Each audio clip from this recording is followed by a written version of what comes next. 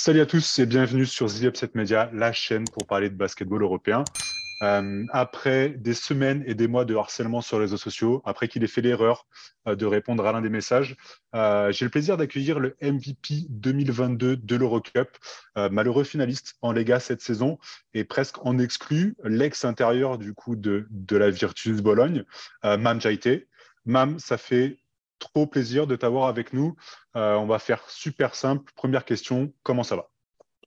Bah, ça va super, ça va super. On essaie de digérer heureusement, cette défaite en finale, mais content d'être là. Déjà content de pouvoir voilà, m'exprimer un petit peu avec vous. Merci pour du coup, les différentes sollicitations aussi. Et puis, voilà, disons qu'après une longue saison, c'est le moment de couper un peu avant de se projeter de l'avant de nous.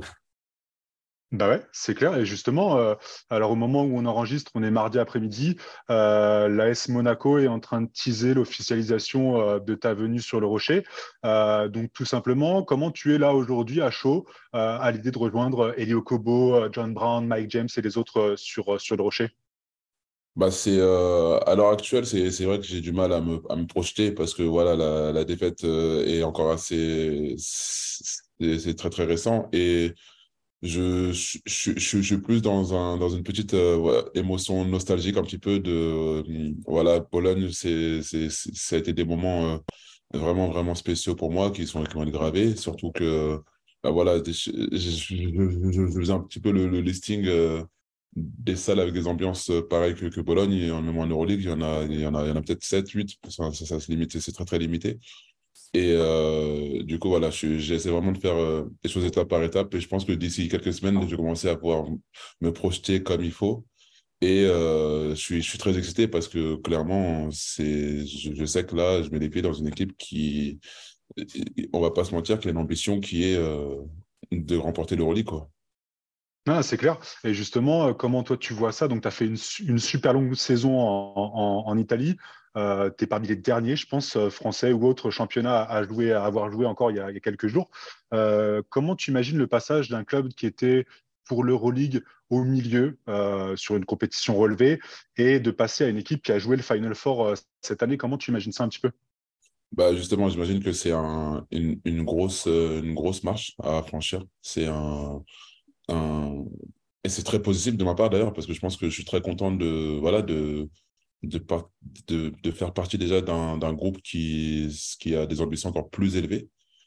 Et pour moi aussi, c'est un signe aussi d'un côté de reconnaissance de ce que j'ai pu faire, de valorisation de ce que j'ai pu faire. Mais également, ça veut aussi dire de l'autre côté que, à moi d'être prêt et d'être responsable euh, et de saisir cette opportunité-là. Et donc, c'est pour ça que voilà, je fais en sorte de prendre un été d'être le plus optimiste possible dans ma gestion de cet été. Parce qu'évidemment, il faut que je coupe un petit peu, mais j'ai bien envie de me préparer au maximum pour pouvoir être prêt là-bas et répondre aux attentes. Et du coup, toi, tu t'es fait fixer un objectif personnel à l'approche de cette saison. Alors, je sais que tu n'es pas encore sur une projection complète, mais est-ce que toi, personnellement, tu parles de marche supérieure? Comment tu vois tes objectifs personnels sur cette saison? Bah, je les vois, c'est-à-dire que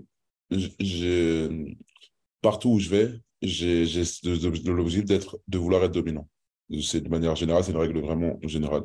Il y a pas un seul endroit où je vais et je me dis, bah, je veux juste faire partie du groupe ou juste être là pour être là. J'ai envie d'être dominant partout où je vais. Donc maintenant, il y a plusieurs manières de l'être.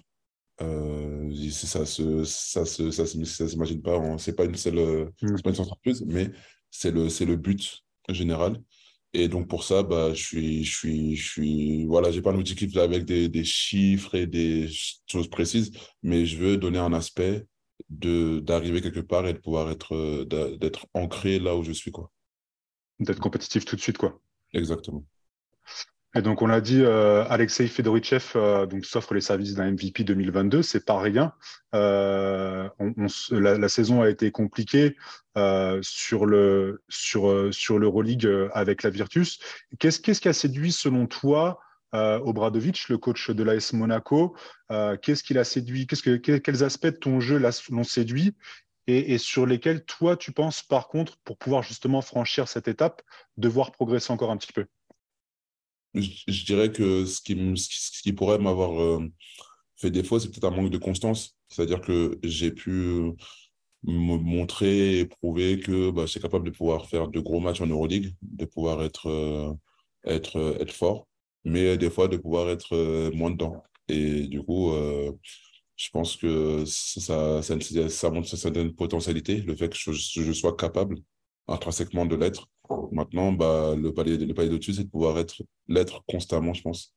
Et bah voilà, me sentir dans une place où on veut de moi, qu'on a voulu de moi depuis enfin, très très tôt, déjà dans la saison, il voulait que je sois là, que je sois dans l'équipe. Bah, encore une fois, ça rajoute aussi quelque part pour moi, ça me facilite le fait de pouvoir être prêt et d'être productif et d'être constant parce que je sens que on veut de moi. Est-ce que justement, ça s'est su très tôt, nous, on le savait un petit peu, on nous avait donné quelques infos sur la possibilité que tu signes à Monaco, et là, on se retrouve dans la situation où tu as pu l'anticiper un petit peu, en tout cas dans l'état d'esprit. Tu étais en plus de ça, depuis l'année passée, MVP Eurocup, pardon. Et est-ce que tu as senti un changement sur ton statut, sur la façon dont les défenses anticiper ton jeu dans la raquette? Est-ce que tu as senti une vraie différence, toi, avec ce statut-là de MVP? Oui, oui, c'est quelque chose qui est, c'est toujours, déjà, c'est une fierté, déjà, de sentir que quelque part, la défense se concentre sur toi, surtout quand tu as des gros noms dans ton équipe. C'est-à-dire que, en fait, bah, quand je suis arrivé, c'est moi qui ai regardé les autres, entre guillemets, avec les noms que j'avais dans mon équipe. Et puis, au fur et à mesure, je me suis rendu compte que il y a des gros noms sur lesquels les équipes adverses se préparent, mais du coup, je fais partie maintenant des joueurs dans ce même groupe-là. Je fais partie de ces joueurs contre lesquels les défenses se préparent aussi. Et donc, c'est très, très. Ça donne un sentiment de fierté, mais sauf qu'encore une fois, il y a le côté compétition qui se dit que ok, il prépare quelque chose, à moi de trouver une solution pour, euh, pour pas que ça puisse m'empêcher ou me limiter. Et c'est un signe 100% positif. C'est clair, c'est clair.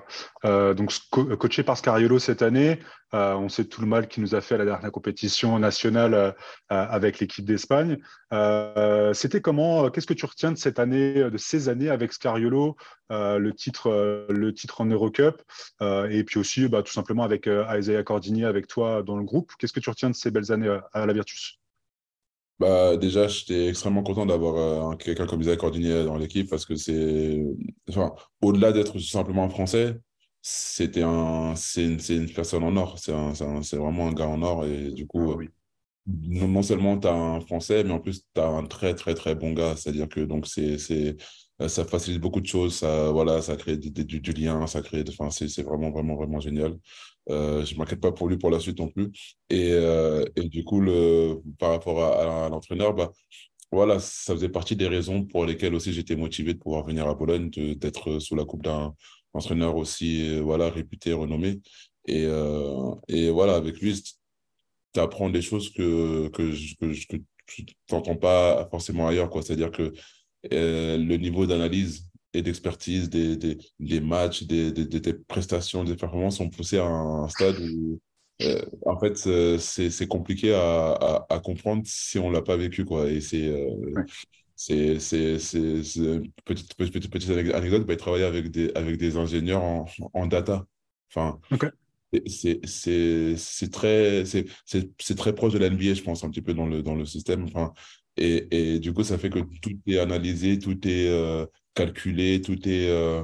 Euh, mais en même temps de ça, voilà, et je pense qu'en termes d'analyse d'un match et d'une rencontre, de comment est-ce qu'aborder la chose, il est extrêmement. Et il est au top. Enfin, c'est vraiment, vraiment impressionnant. Et ça m'a permis de toucher à ce qui est à ce qu'est le haut niveau. Je suis très, très fier et très, très content d'avoir passé 2 ans avec une personne comme ça parce que tu vois le basket différemment. Tu apprends des choses et au-delà de ça, j'ai envie de te dire, tu apprends à jouer intelligemment.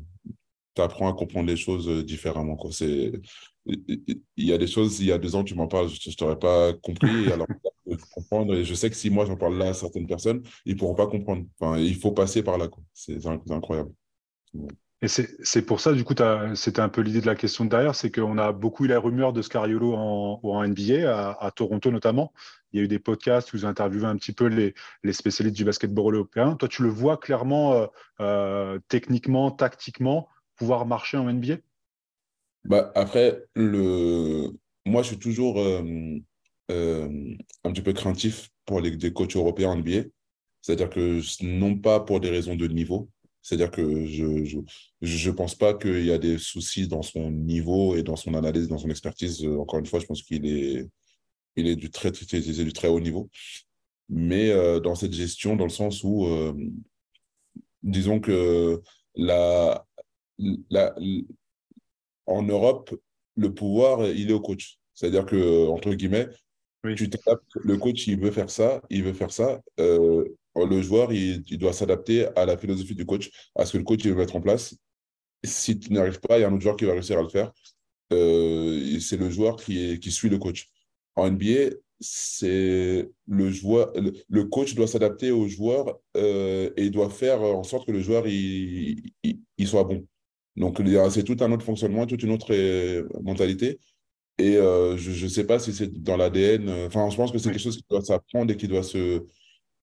Et c'est marrant parce que il y a un jour où je parlais, parce que j'ai lu une biographie de Fred Weiss un jour, et j'ai Oui. vu que Fred Weiss avait joué, avait été coaché par Sergio Scariolo, quoi. Enfin, il l'a pas apprécié, mais bon, ça c'est une petite parenthèse. Mais sauf que du coup, ce qui s'est passé, c'est que à ce moment-là, j'ai parlé avec lui, parce que j'étais sur un trajet retour d'avion, et je lui ai expliqué, et en fait, enfin, il m'a expliqué depuis combien de temps est-ce qu'il coach en fait. Il coach depuis, je sais plus s'il m'a dit, ça faisait 30 ou 40 ans qu'il coach. Enfin, Ouais.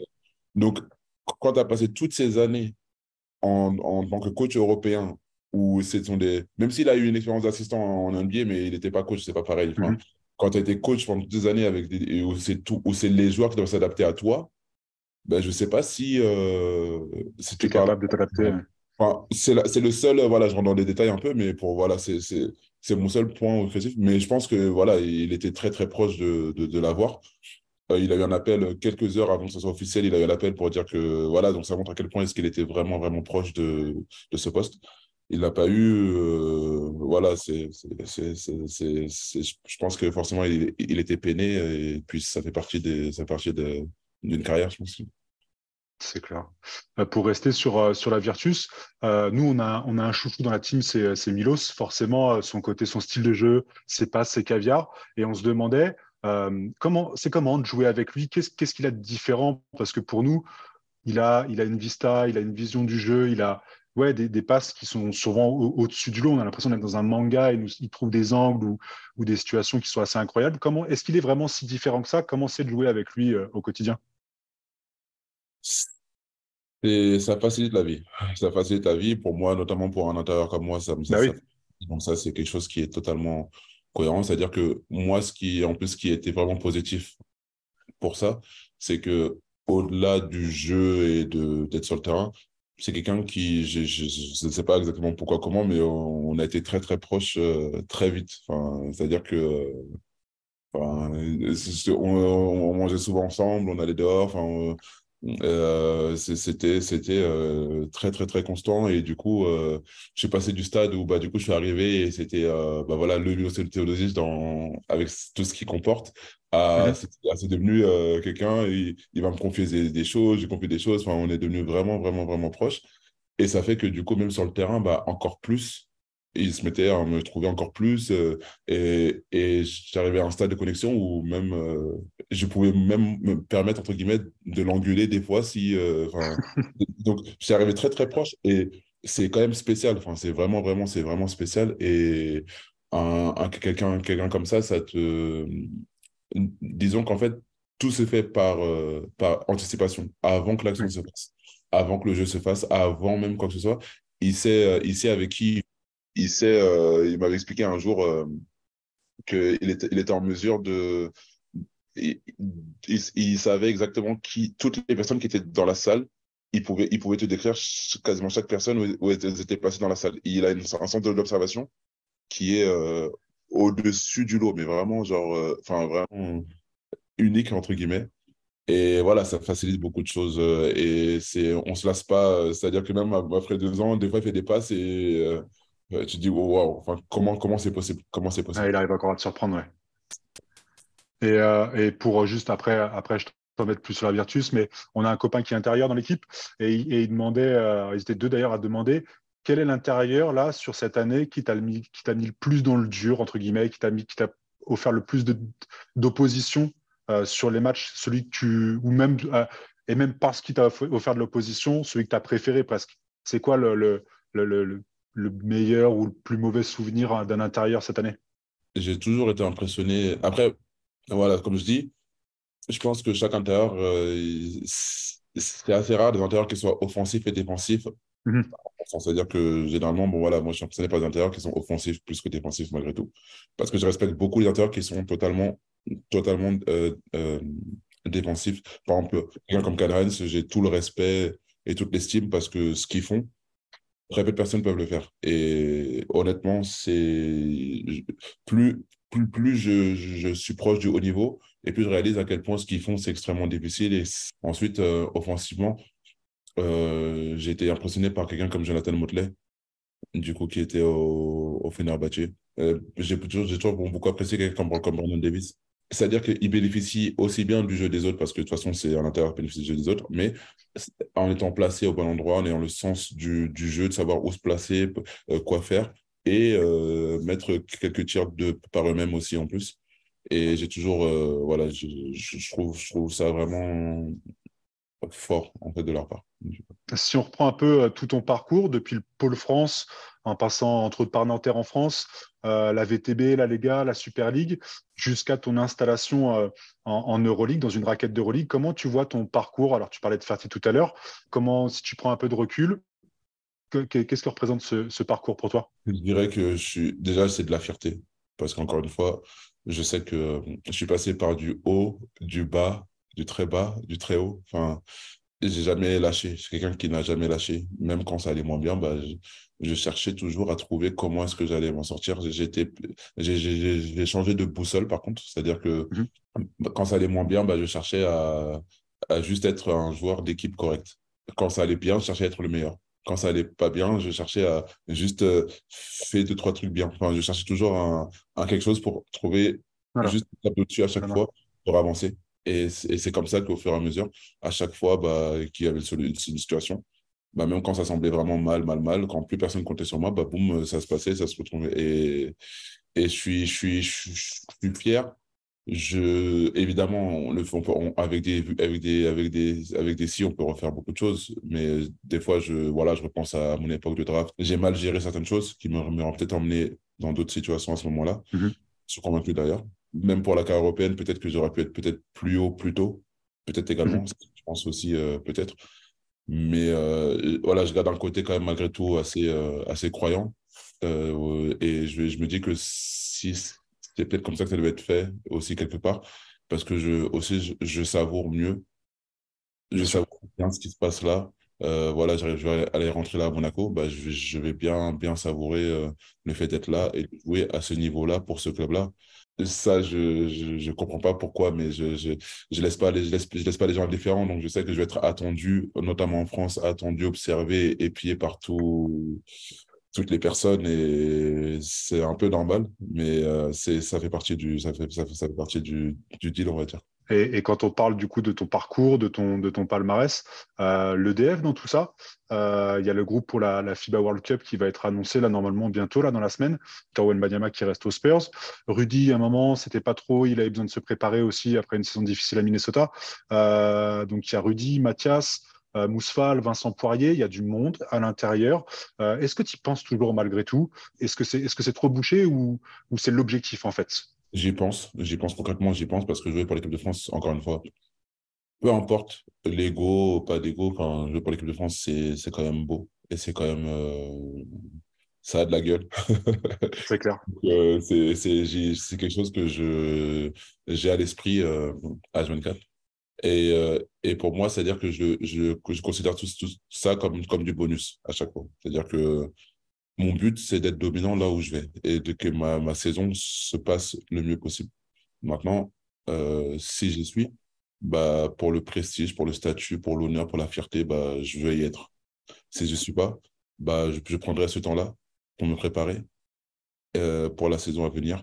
Mais quoi qu'il arrive, ce temps-là, genre, ça sera quelque chose de positif. Soit ça sera quelque chose d'honorifique et de prestigieux et de quoi être fier, ou soit bah, ça sera peut-être moins glamour parce que je vais suer, mais je vais me préparer comme il faut pour la suite. Mais voilà, donc du coup, j'attends la liste et on verra du coup. Parce que c'est rageant de notre point de vue, on a souvent du coup les fenêtres de qualification où tu es souvent convié. Et à côté de ça, on a eu, quand il y a eu toutes les histoires de Victor, oui, non, Rudy, oui, non, il y avait des blessés, etc. On voyait sur les réseaux sociaux, c'était abusé. On disait, ouais, quel intérieur pour l'équipe de France, faut rappeler un tel, faut rappeler un tel.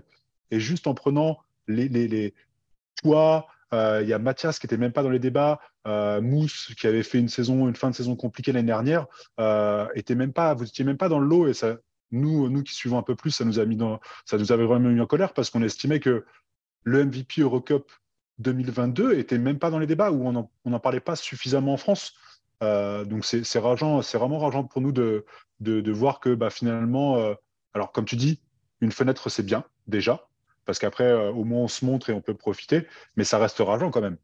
À chaque fois que j'ai été appelé, que j'ai joué, bah, j'ai performé. Moi, C'est clair. chacune des fenêtres où j'ai été, bah, j'étais présent et j'ai performé. C'est la seule réponse, c'est la seule et unique réponse que je peux donner. Donc, moi, je m'arrête là et j'essaie de ne pas aller plus loin. Maintenant, ce que je constate aussi, c'est que en France, j'ai une étiquette qui est là et malheureusement, je fais avec cette étiquette-là. Donc, dès qu'on va parler, bah, c'est pas moi qu'on va solliciter. Et Mhm. puis, voilà, j'en veux pas aux gens d'être suiveurs des tendances et des choses, mais c'est la réalité, c'est que du coup, les gens se rendent pas compte de ce que je peux être capable de faire ou de ce que je peux être devenu, de ce que je suis devenu, etc. Donc, Ton programme pour l'été, tu as déjà une petite idée du repos, j'imagine, que tu passeras par Monaco aussi pour quelques papiers. on a fini très tard déjà, donc c'est ça, aujourd'hui, je viens de faire mon premier jour en France. J'ai passé toute une année à l'étranger. Donc là, je vais peut-être faire 5 ou 6 jours Off. de coupure. Et ensuite, je bosse tout le mois de juillet. Je bosse tout le mois de juillet. Donc, en vrai, on a fini tellement tard que je m'arrête très, très peu. Et après, boum, je me mets au charbon pour pouvoir être prêt ensuite à Monaco. Ce qui est bien, c'est que avant que mon année se finisse à Bologne, je savais déjà que j'allais aller à Monaco.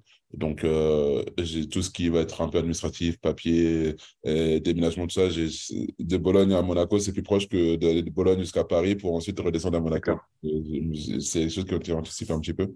Maintenant, voilà, je me préparais psychologiquement, physiquement, mentalement, parce que bah, retourner en France, ça a été quand même ça a été aussi une petite appréhension pour moi. C'est-à-dire que c'est quelque chose où je me dis, bon, à l'étranger, ce qui était bien, c'est que bah, je comprenais rien. Je savais pas qu'est-ce qui se disait. Je savais pas qu'est-ce que les gens pensaient. Je savais pas où j'étais. Enfin, voilà. Alors que là, en France, bah, ça y est, c'est ma langue. Tout le monde, je sais qu'est-ce qu'ils disent. Enfin, donc, faut que je fasse abstraction de tout ce qu'il y aura autour, quoi. Du coup. Mais on a un autre classique chez Upset. Est-ce que tu peux me donner ton 5? Alors après, si tu veux faire un roster complet, coach et le banc, tu peux. Mais ton 5 all-time, tu t'inclus évidemment dedans. Enfin, dans le principe, c'est ce qu'on aime. 4 joueurs, en gros, que tu aimerais dans une équipe. Ça peut être des anciens potes de formation, ça peut être des joueurs actuels. Ton 5 all-time. Waouh. Enfin, c'est des gens avec qui j'ai joué ou Ce que des gens. tu veux. Ce Ah, que tu d'accord. veux, ça peut être par affinité, par amitié, le côté sportif, les affrontements que tu as pu avoir. Ton 5, un 5 majeur. D'accord, d'accord. Du coup, bah déjà, bon, si c'est pour un match, parce que je sais que là, c'est un poste qu'il aime de moins en moins, mais si c'est pour un match, je mettrai Milos Teodosic à la main. Donc, parce qu'il joue deux maintenant, mais pour éviter toute la pression de tout terrain, mais pour un match, il va faire l'effort pour moi de mène et de subir la pression de tout terrain, c'est pas grave. Du coup, je mets à la main. Ensuite, en poste 2, c'est pas simple. c'est pas simple. Ou enchaîne si tu veux, 3 ou 4 Euh, pour. en, en 4, mais c'est sous réserve parce que il a plusieurs phases. Donc, mais dans une bonne phase, dans un bon jour, je mettrais un Kevin Hervé. Donc, c'est Allez, la dernière. C'est-à-dire que j'ai jamais vu quelqu'un d'aussi fort de ma vie. J'ai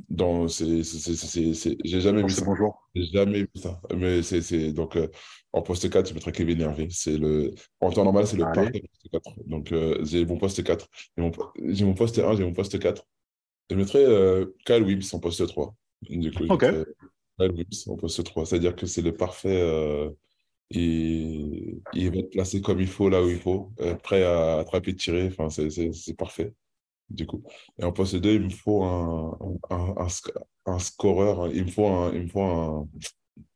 un score. En fait, j'en ai un qui m'a à l'esprit, mais c'est un peu de la triche, quoi. J'ai envie de dire Kevin Pointer, mais bon, ça mais serait. prends, il y a pas de règle, c'est ton 5 Mon 5 il est. Ça y est, j'ai mon 5 du coup. J'ai Milos Teodosic, Kevin Pointer, Kyle Wims, Wims.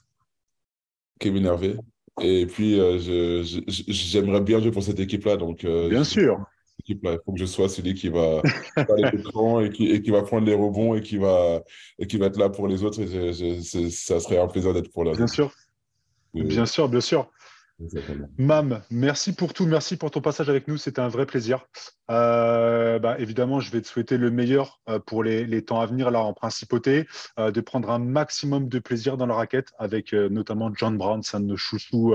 Tu pourras lui faire un bisou de notre part. On va se régaler à l'idée de vous avoir tous les deux dans la peinture.